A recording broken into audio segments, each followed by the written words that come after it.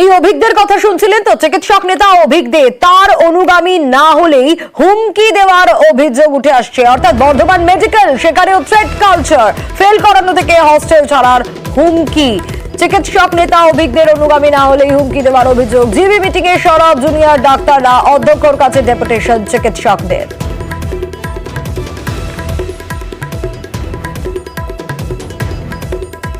যে হুলিগানিজম হয়েছে, সেই হুলিগানিজমে আমি সেখানে শিকার হয়েছি।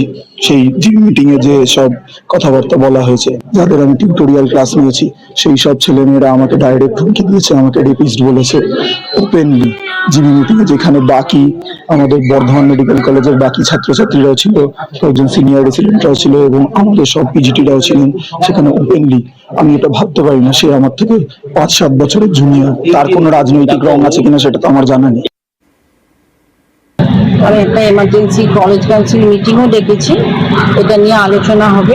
একটা আমাকে এনকোয়ারি করে দেখতে হবে। এটা একদমই বাঞ্ছনীয় নয়, ক্যাম্পাসের মধ্যে নিশ্চয়ই থাকার কথা না। সবাই পড়াশোনা করতে এসছে, ভালো ডাক্তার হতে এসছে, মন দিয়ে পড়াশোনা করবে, সুতরাং সেখানে পড়াশোনার পরিবেশটা নিশ্চয়ই আমাদেরকে রাখতে হবে।